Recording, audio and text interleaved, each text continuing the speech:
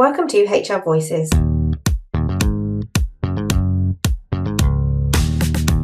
podcast for independent HR and people professionals and the businesses they support.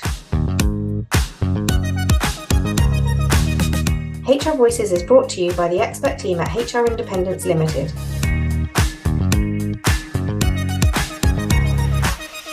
We hope you enjoy. Hello, and welcome to another episode of HR Voices podcast. I am your host, Mary Asante, and with me here today, I have the amazing Debbie Molyneux. Hi, Debbie. Good morning. Hi. Hi. Debbie runs a consultancy, highlights people with her partner, Adam Pickford. I will hand over to Debbie for Debbie to briefly introduce herself before we dive into the conversation. This series of episodes, we are looking at HR consultancies and the values that they bring to businesses. So I will be talking to Debbie today about the services that they provide, the type of clients they support, how they add value to them, and what that value actually means to their clients. And Debbie will be sharing with us the top 3 tips at the end of it.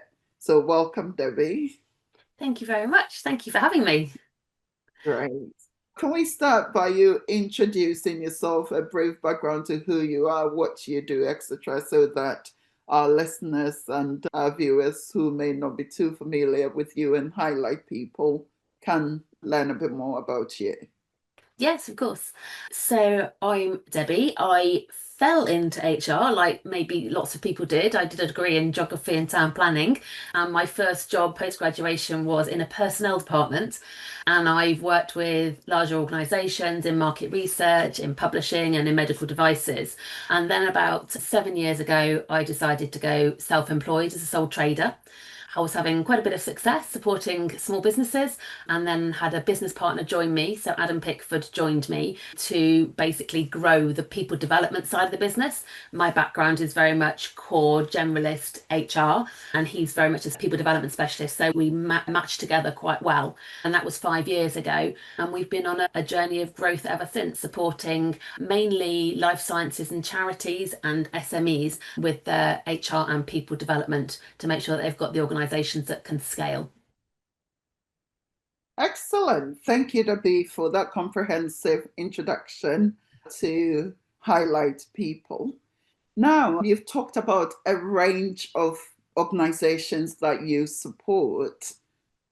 Let's focus a bit on the range of services that you provide to these organizations. So because when we talk about HR, I think it encompasses a huge range of services, or HR consultancy of services that we provide to our clients.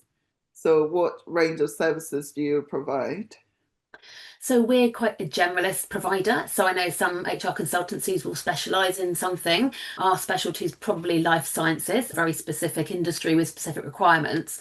But in terms of the range of services that we provide, strategic HR support, helping organisations develop their people plans and their strategy. We provide operational support, so hands-on HR support, and we also do people development, and we do that in a number of different ways. We have retained clients that we support throughout the whole year. We have ad hoc people that will just come to us when they need something, sometimes a pain purchase when they've got an issue, and then we'll also work on projects for clients as well, particularly in the people development space, year-long people development, leadership programs, etc. Excellent, thank you for that. And that is invariably tailoring your service to the needs of your customers, isn't it? Because there are some customers who may need you most of the time as they go along, and there are others whose needs will just come as and when. So that is where your ad hoc or projects potentially would set in. Yeah, that's correct. Yeah. Excellent. And looking at one of the beauties of being an HR consultant is the range of organizations that we potentially work with. and each of our clients being unique in their own way, whether it's the way they implement their policies, their procedure, the cultures around them, strategies, the people strategy, aligning it with the business strategies, and also throughout how they go about the employee life cycle. I think from business to business, very different to every business. So, how do you go about tailoring your delivery approach to the various clients that you serve? I think you're right, first of all, to say, yes, we have numerous different clients with numerous different requirements and what they want. And for me, that's what makes it exciting. Organizations are different, no 2 days are the same. And yeah, being able to tailor what you need for that client gives huge value to the client because you're meeting what they need. But it's also great for us because HR is HR generally. And what makes it interesting is the projects you get to work on or the industries you get to work within. I think in terms of tailoring the approach, my top tip is to understand the issue first and then diagnose what the problem might be. Because we all know that a client might come to us with what they think is the issue, but actually by asking questions and open-ended questions and sometimes putting up a mirror to the situation for them will mean they see it in a different light. And then you can work with a client on, okay, what is the solution that will help improve this situation? I think, secondly, the business context is critical, making sure you know what the organisation is after, what their business challenges are, particularly, for example, in charities, then finance is obviously a really big issue at the moment, particularly. So making sure that you understand the context and what you're providing to them is going to meet their needs, their budget.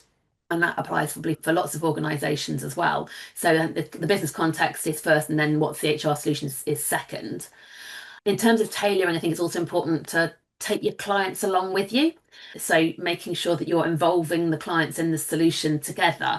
And that might be through coaching the client to come up with solutions. And we often do that with organizations where they might have HR managers in-house, but they might not be that experienced. So by coaching them, you're also giving them the skills and expertise to do it for themselves next time, maybe with a little less input from an HR consultant. You might need to do more telling, a bit more mentoring and giving solutions for the client, or you might just need to tell if it's a legal thing. But I would always outline risk and be clear that it's the client's decision where they want to go with what's happening, what they want to do next. Right. Thank you so much for articulating those so beautifully. And I think you've nailed it in terms of how, when you engage in different clients, you tailor your services to their need in terms of delivery aspects of it, because understanding your clients' needs, their business, is key to what you do and how you would do it. The second aspects of it, highlighting the risk in terms of if it's legal, yes, we must do this supported by case law, or you can't do that supported by case law, and the law itself and stuff is a key part of it, but also giving practical advice, because HR is not risk averse. And I think that is something that people tend to, one of the myths around HR is that HR red tape, risk averse. I won't engage an HR consultant because I just want to get on with it. But actually, it's the opposite, because if you engage a good consultant, they will help you understand what those risks are and to guide you as to what is the best route to take that will be good for both you, your business, and then the employee involved. Yeah, I think that pragmatic bit that you're talking about is really important. And sometimes we get the opposite. We get clients coming to us going, I know I can't do this because they've been here over 2 years. And then you break it down and going, actually, you've got options here and you've got to think about what's best, what the outcome is that you're looking for. You start with the end in mind. What is it that the client's looking for? And how do they want to make sure that they can get the best out of their people and be supportive? And that might involve listening to them and adapting your style, either to help them be less risk averse or to show them that you're less risk averse, to make sure that you're going to meet the outcomes. And that ties into your other point, which is bringing your client along or walking along with your client. It can go both ways, isn't it? Because sometimes you might bring them along, other times you just have to go with them on the journey that they are on to ensure that they understand and know and have the assurance that they have a good friend and a good backer in you in terms of providing a solid business support tailored to their needs. Yeah, and I think it's also, for consultants, it's also about personal values as well, because organisations will have very different approaches to how they want to tackle the people aspect of what they're doing. And I think making sure that we are there to provide value to our clients, but it's also about making sure that our values align in terms of what we're being asked to do with our clients as well. Absolutely. And that is very important because we all know, as consultants, if you're working with clients and there is no value alignment, that can create issues. If you really your values don't align with that of your clients, one, you struggle to pretty much support them, and it becomes hard on you as you go along. So it's quite important that you look at that alignment piece when you are working with clients. And I'm pretty sure that most consultants sometimes do let clients go for that reason, where you get to the point where you think, actually, there is no way that I can consciously keep working with this client. And it's a hard thing to do. And yes, we've done it. And saying no is a really big thing. But you've got to think about your own mental health sometimes in challenging and dealing with situations with particular clients. But also, if you've not got the alignment, you're not going to be add value to the client. And that's what we all set out to do, is to add value. And if there's not trust there as well, then you're also probably not the best partner for that client. And they will feel it and you will feel it. So having the confidence to say, I'm not sure we're the best partner to support you in this, I think is also really important. Excellent. And the other thing that we're talking about is when you go in, one of the beauty of consultancies is that sometimes your clients buy into you, isn't it? When they first meet you, and then you have that initial calls, initial exploratory discussions, etc., and you go through the proposals and you accept them, they accept you, and you engage with them and you start supporting them. They form that close relationship with you, the trust in you, etc., to deliver. And when you get to the point where you're growing and you start bringing either associates on board or employees on board, etc., the dynamic sometimes changes, isn't it? Again, you need to then bring them along to, hey, when I bring associates on board, I make sure that they align with what I'm doing, how I'm doing it, etc. So even though it won't be me, Debbie, you are getting, they will be as good as me, or sometimes even better if they're specialists in an area. Yeah, absolutely. And that's having a really good network of consultants that you can call upon. And some of my best HR associates have come from HRI. Having that network that you can pick on someone who we can't be excellent at everything, and nor should we try to be. So bringing those specialists in when you need them is really crucial, but also vetting them, making sure that you know that because they are showcasing your brand. So making sure that you do your proper due diligence as you would do for an employee if you don't know them is really crucial. And I think we now have employees that work with us and they work directly with clients, and it is a process to get the clients moved away from myself and Adam and over to the associate. And projects are really good ways of doing that. We've had a couple of really big meaty director on director grievances and some directors disciplinaries. They're nice bespoke projects that can go to a consultant and they can own from start to finish, but always keep checking in with them to know where you're at, to make sure that the quality is right. And we would never send a report to a client either without looking at it in-house first. Absolutely. And that is what HR Independence encourages our accredited consultants to do, because part of our accreditation is we look at your setup as well, isn't it? Your practice setup, and ensure that we provide you with advice, documentation, and stuff that you need, whether you're going down the employment route or the associate route, to help you really grow your practice. So it's great to hear that your network of support, a lot are coming from the HRI community, which is amazing. And the next thing that I want to really explore is that sometimes, like you said, you may go in to work with a small organization or even medium-sized organization who may not have their own in-house HR. And to them, you are that HR that they come to, the employees come to and stuff. And then you through to sometimes well-established or medium to large organizations who may have their own HR teams but may not have the expertise or might be too busy or for whatever reason need to engage with an HR consultant. So when you go in to work with them, sometimes it can be very tricky and complex issues that you're going to help them deal with or to untangle, isn't it? Yeah, that's right. Sometimes you get some really challenging issues and situations, and that's great to have. Internally, we have a team that we can talk through issues, but again, your network's good for that too, as well. Sometimes it's nice to have people to talk about with those issues, but you're right, what you deliver and what the solution is will vary, whether they've got in-house HR or they haven't got in-house HR, and it's understanding what their setup is and what they want out of the support to make sure that you match what it is that they're looking for. We offer fully outsourced HR for some clients, and all four of us within the team work on that client. Others, we are much more bespoke. It's one person and it's a smaller organization. We do coaching with CEOs, for example, so it might only be one person.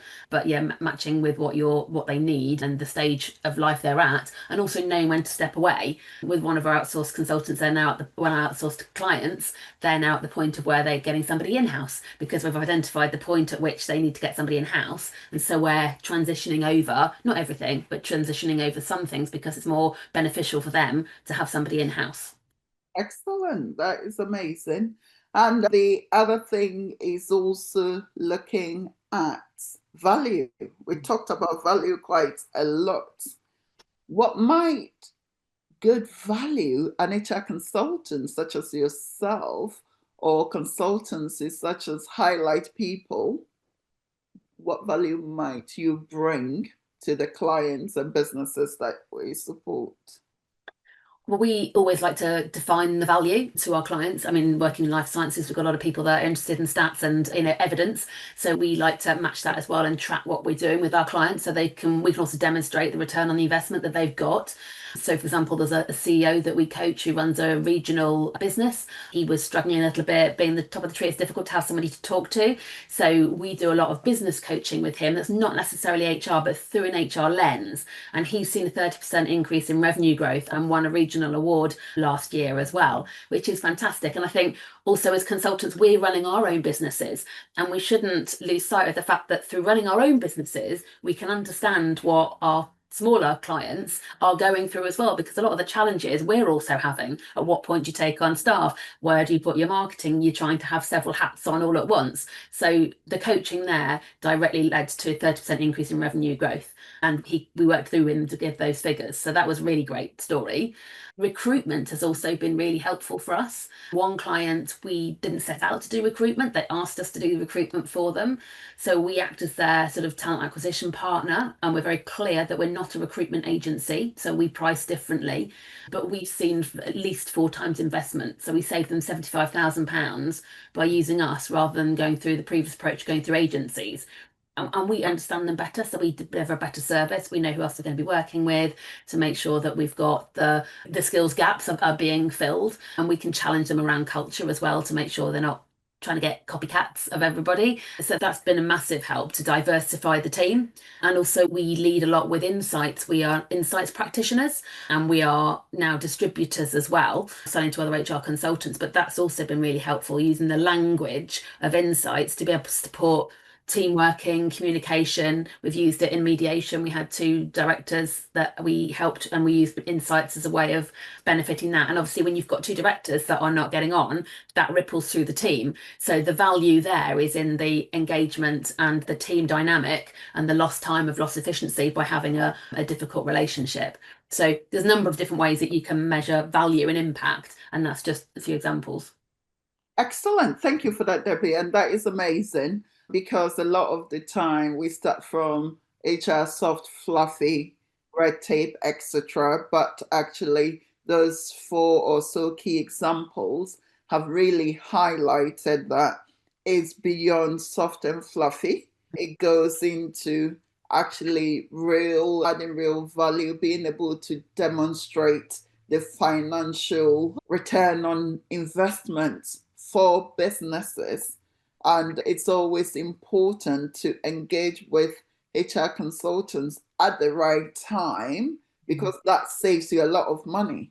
And a good example is the talent acquisition example that you gave, which is quite literally, yes, we are not recruiters, but actually we do have a lot of experience when it comes to helping you acquire talent because we understand your business, we understand your culture, we're working with you on other aspects of your business so we can bring it all together when we're helping you look for people, and we can help you to avoid the issues of having clones of one star employee, but you can have several employees, but with slightly different background, experience, etc., to enrich your culture, your environment, and to give you a better return when you are working with your workforce.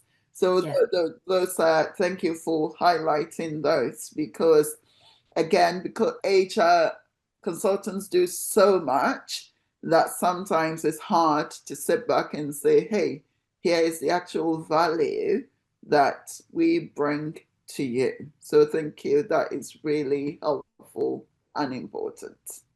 Yeah. No, I think it's right. And it's also important to reflect on the successes by quantifying what it is that you've done and how you've done it, because sometimes we're our own worst critics. But when you sit back and look at what you've achieved, because it's good to do that with the clients, it's also helpful for us to look at our achievements. Excellent.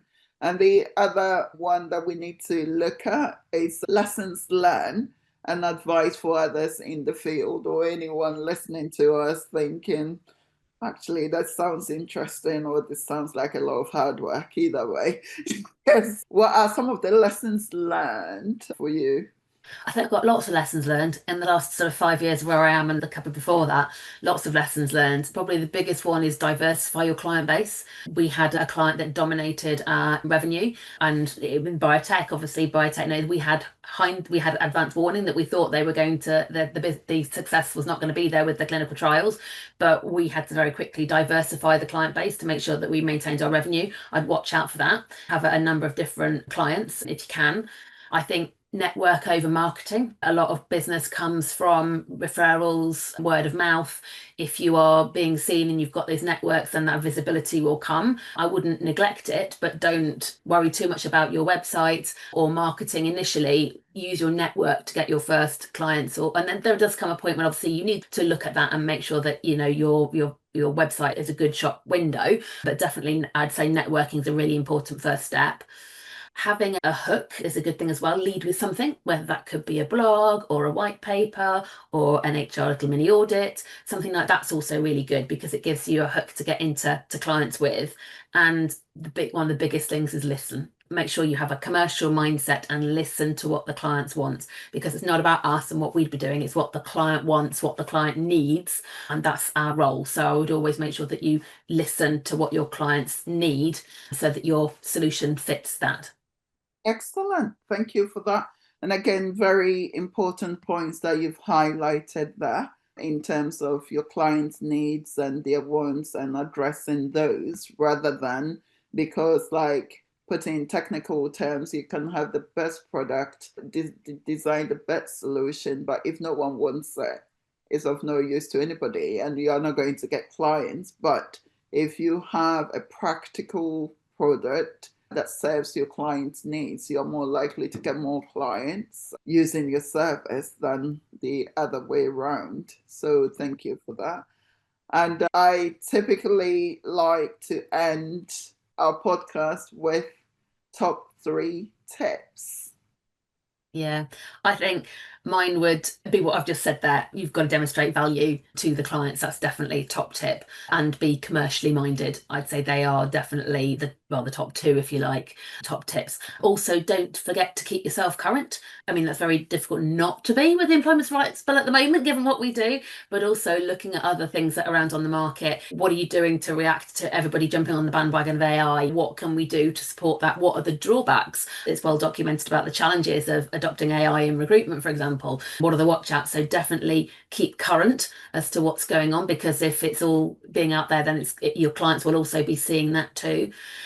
And I think it's being true to yourself as well and making sure you look after yourself, because it can be quite challenging and stressful running your own business, supporting clients. And so make sure that network around you will hold you up and you can support other people as well as them supporting you. Excellent. Thank you very much, Debbie, for a fantastic discussion and for being so honest and sharing your insights into running your consultancy, values you bring to clients, and also self-care, how to look after yourself as a consultant. And thank you everyone for tuning in and for listening to us. If you've enjoyed the conversation, please share with your network. Give us a thumbs up or let us know what you've enjoyed about it. And if you have a topic that you'd like us to discuss, please get in touch at hrvoices@hrindependence.co.uk. Thank you and see you again soon. Bye.